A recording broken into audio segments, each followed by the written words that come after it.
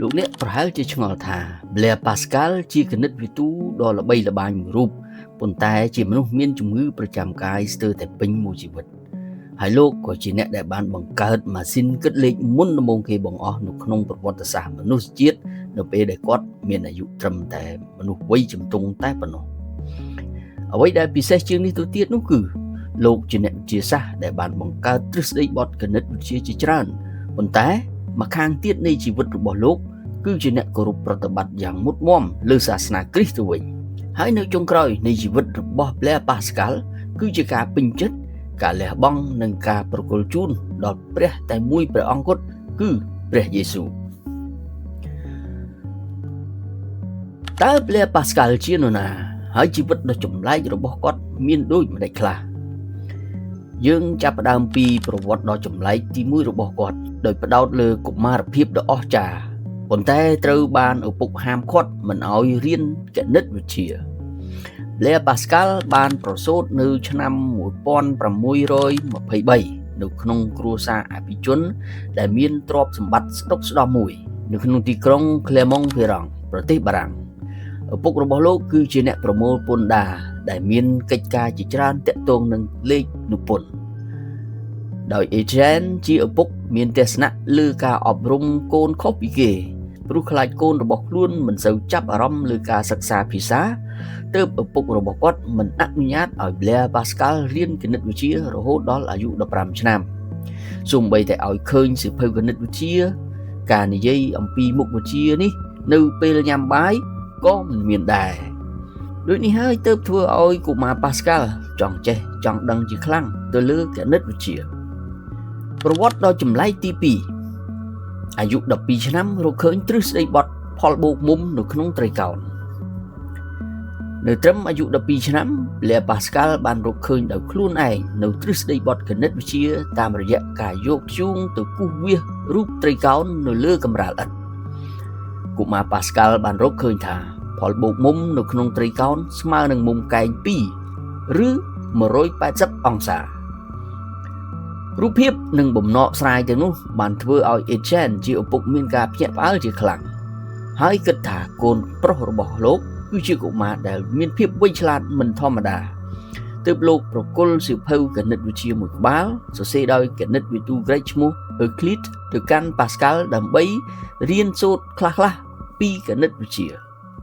ប្រវត្តិទី3មានជំងឺប្រចាំកាយថ្មីត្បិតតែ Pascal បានកើតនៅក្នុងគ្រួសារអភិជនមានទ្រព្យសម្បត្តិស្ដុកស្ដម្ភក៏ពិតមែនក៏លោកមានជំងឺប្រចាំកាយដែលមិនមានសុខភាពល្អដូចកុមារដទៃឡើយ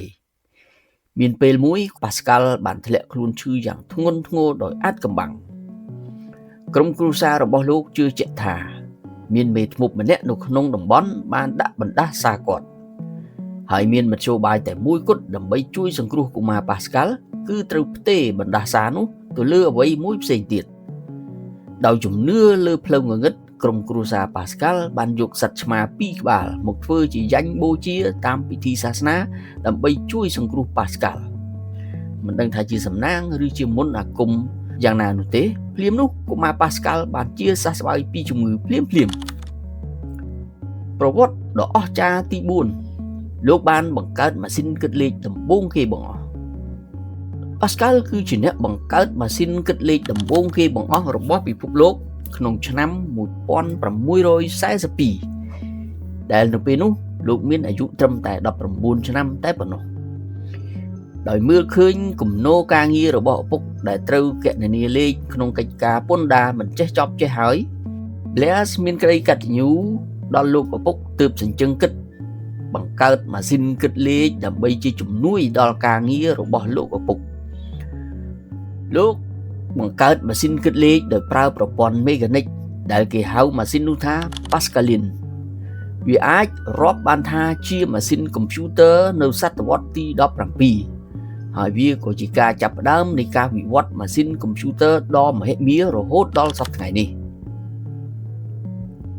ប្រវត្តិដ៏ចម្លែកទី5របស់លោកគឺ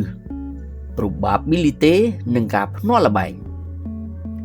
តាមរយៈរបបកំហើញក្នុងការធ្វើទំនើបកម្មលើទ្រឹស្ដីបត់ probability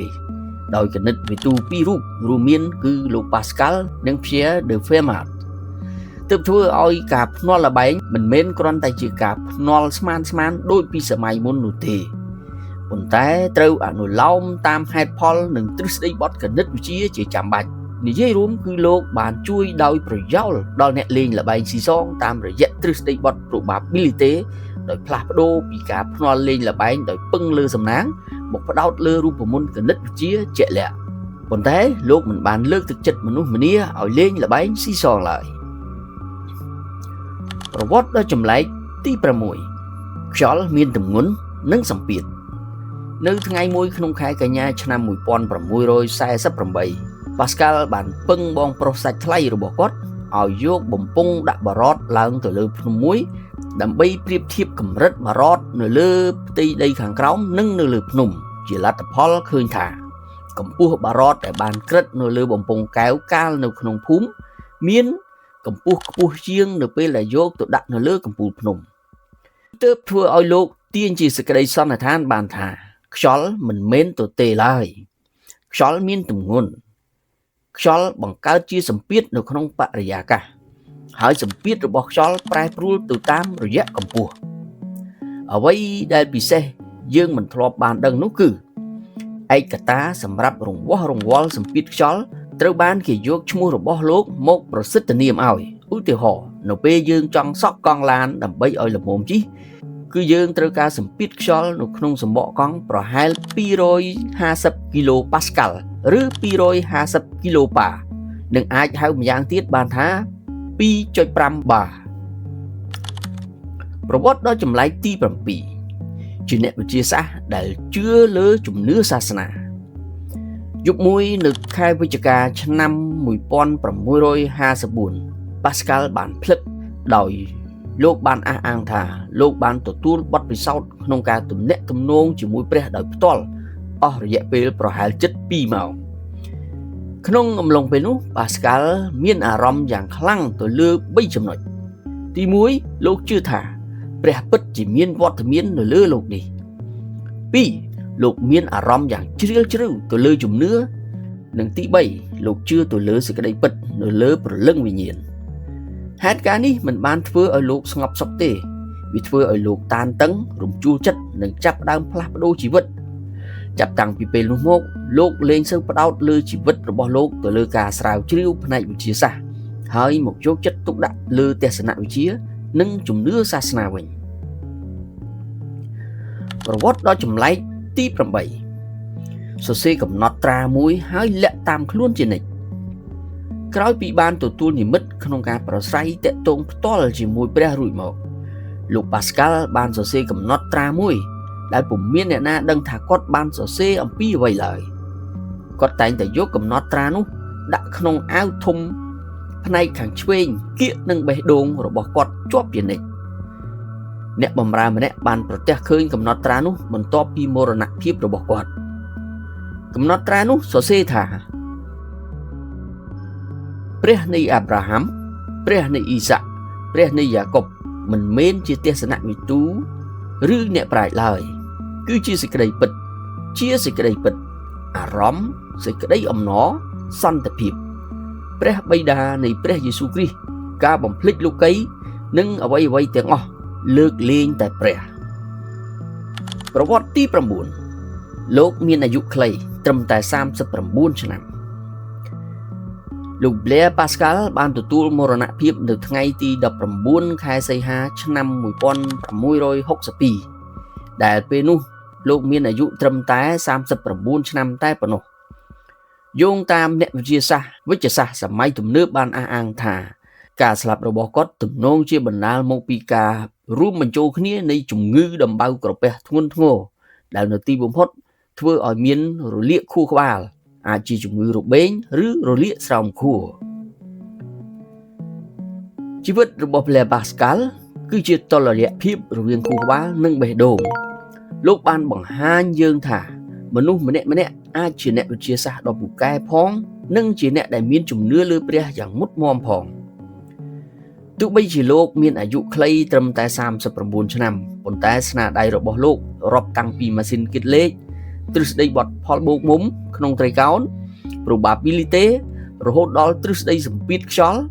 និងកំណត់ត្រាដ៏អាត់កំបាំងក្នុងអាវធំរបស់គាត់នឹងនៅតែបន្តជះឥទ្ធិពលដល់ពិភពលោកយើងរហូតដល់សព្វថ្ងៃតើអ្នកយល់យ៉ាងណាចំពោះជីវិតរបស់ប៉ាស្កាល់តើចំណុចណាដែលធ្វើឲ្យអ្នកភ្ញាក់ផ្អើលបំផុត